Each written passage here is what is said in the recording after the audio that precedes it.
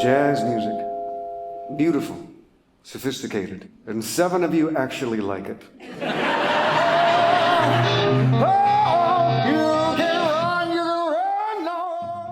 To get things started, tell me a little bit about the show, what it is, and how it came about. Yeah, Six Guitars is a one-man show where I play 6 different characters, each one playing a different genre of music through guitar. Blues, jazz, rock, classical, folk, and country. I've been doing it a long time now, and in fact, I'm not sure, but right around the time I'm doing the show at the Prizery will be my 700th performance of it. Congratulations. All right, thank you. I wanted to challenge myself to something that showed a broad range of characters, and they don't necessarily interact with each other on stage, but sometimes they do. It's not necessarily direct, but it's more abstract. Anyway, Okay. I just wanted a challenge.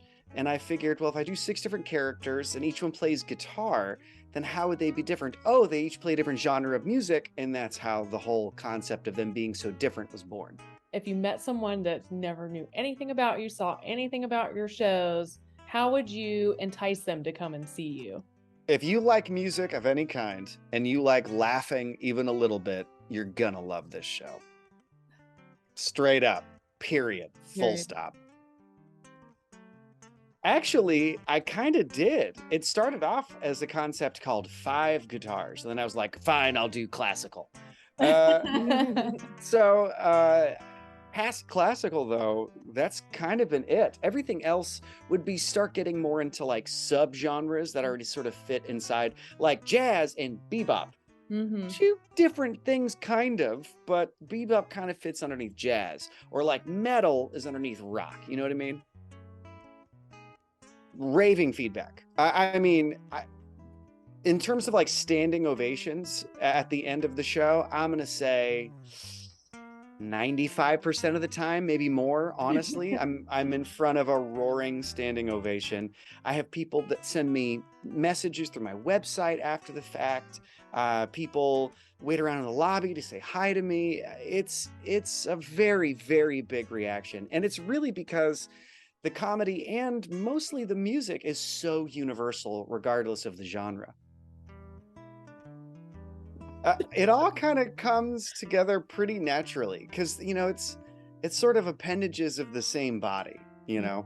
Storytelling gives jokes arc, and comedy gives storytelling sweetness and speed.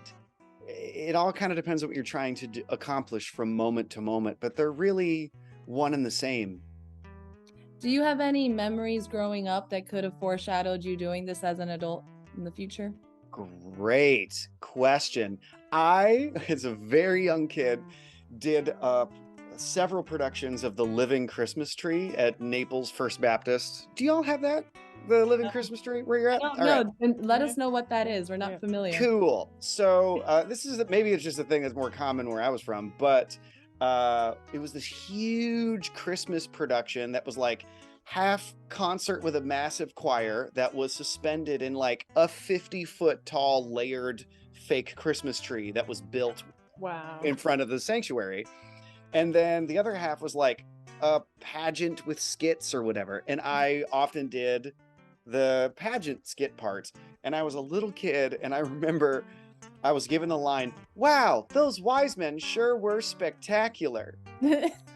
And there was just something about how I said it as a kid that like got a laugh. And I was just like, that's delightful. And I just kept like leaning into it. The guy who's running the whole thing's like, look, I know you love Jesus that much, but you got to dial it back because we also have to do a good show. I mean, Jesus wants you to calm it down.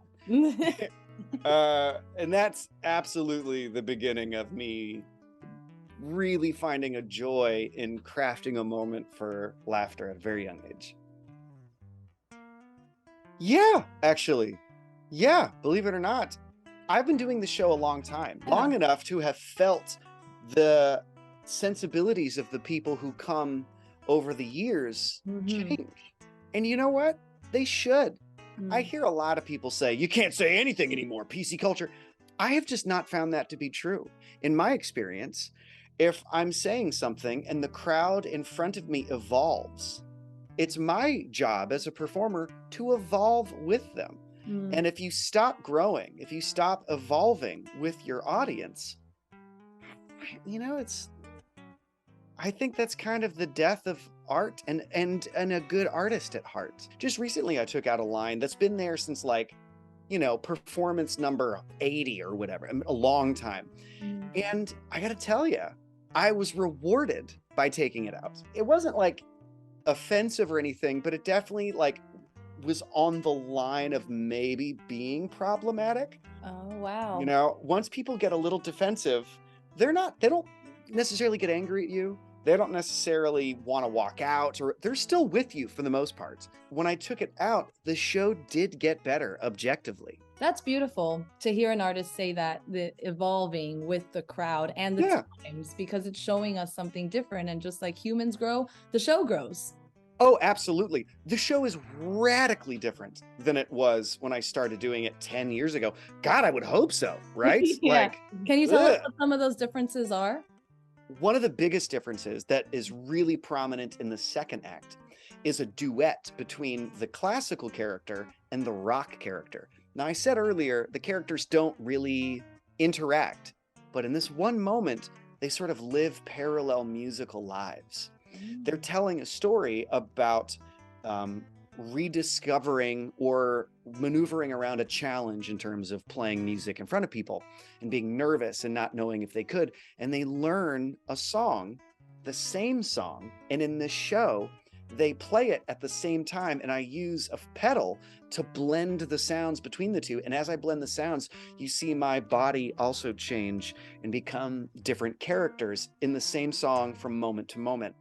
That little pseudo duet didn't exist in 2018. Right.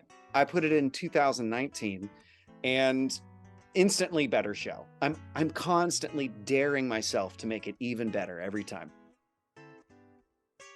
Oh gosh, I've done it all over the US. I've done it over Canada. I've done it in the UK. I've even done it in South Korea. Next year, my big goal, North Korea. All right. I hope you make it there and back. Yeah, right. I've gotten to do it at a bunch of different places. I'd love a really fancy off-Broadway run or whatever, but honestly, those environments are really cool and prominent, but not necessarily as rewarding as one might think. I just did a run of 6 guitars in the #1 Broadway presentation company in all of Canada. It was in Toronto with Mervish Productions. Okay. Great experience. But honestly, my most favorite performances I've ever done have been in more rural communities. And I have found no matter if I'm in a big city or a small, town conference room or whatever, everyone still has a great time.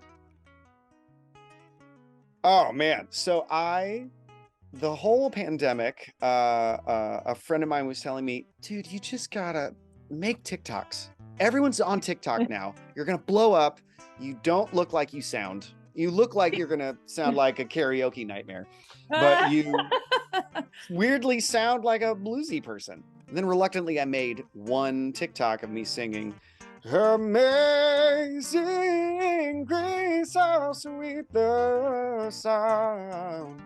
And I forgot about it. Months go by, and I get a DM saying, "Hey, we really liked your sound. We think you'd be a good fit maybe for this new show on Fox. Oh, Would wow. you like to talk to us?" So I had an interview, sent in some more tapes, and then they flew me down for a showcase. And then I got on the most expensive season 1 Fox has ever produced. And I became a semifinalist, and it was a really incredible experience. There's so much more that happens behind the scenes that they just don't even have the time to show you or tell you, right? Well, I had never had a singing lesson before I got on this show. I had no vocal training. Everything I have was just very me kind of figuring it out on my own. Suddenly, I have a vocal coach that was a top 5 contestant on The Voice. Suddenly, the music director for the entire show, a guy named Adam Blackstone, he was just the music director for this past Oscars, Grammys, and Super Bowl. Now I'm in a studio cutting tracks with this guy. That's amazing. Wow. Yeah, totally amazing. And that's a part they just don't have the time to show you So all of that. the kind of growth that inspires in the artists on stage. You can maybe see it from performance to performance, but you don't really get to see that evolution because it's only, what, 42 minutes of actual airtime? Were you ready for something like that, or were you super No. I was terrified. Okay. I was stone cold terrified. I mean, you can't say no to an opportunity like that. Right. But like, Adam Blackstone just won an Emmy. There was a moment when we were figuring out what I was going to sing for the semifinal round, and there was a moment where I might have sung Bad Habits by Ed Sheeran. When we were trying to get the rights for it, Adam called up Ed Sheeran and was like, "Hey man," and he's like, "Yeah, we can totally use the song." And he told me that in the hallway, and I was like, I'm in a room with people who just call Ed Sheeran. Just like beep, bop, bop, boop, boop. And then Ed Sheeran's like, yeah, he can totally use me song, or whatever he sounds like. He doesn't sound like a British gremlin. I'm sorry. But like, it was incredible. And that's just a whole level of nuance and industry elevation that they just can't even show you. It showed me that I am capable of living at that level of professionalism, that I'm worth taking an even bigger risk on. I've had great times producing my own shows all over, for years. But I've always had maybe a bit of a hang up of like, but I can't really maybe compete with like the big guys, Right. And then I got on the show and I realized, oh, they're just people too. Yeah. They're just skilled professionals who've worked hard at their craft. There's nothing stopping me from doing kind of the same thing, which is why at the end of next week, before I get to Prizery, I'm going to fly to New York and audition for the touring company of Hadestown to maybe be Hermes. I never would have done that before Alter Ego, but now I feel like, you know what? Maybe I belong there. Never lose a playful spirit while pursuing finer resolution in your skills. Sometimes it's easy to get lost in the grind of things and you kind of lose sight of like, what am I doing here? What's going on? Always keep a playful spirit while you're pursuing higher professional endeavors. On top of that, make your own stuff. If you're a singer and you're playing in bars, write songs. Make yourself write songs. You will get better at anything you do repetitively. Write. If you're an actor, if you're a comedian, write your own material. And even if it's mediocre, it won't be later. Right. Just keep doing it. It was so nice to talk to you. You are hysterical. You're so funny and enjoyable on the Zoom. I'm looking forward to it, and I can't wait to see the warm hearts and the fall colors of South Boston, Virginia.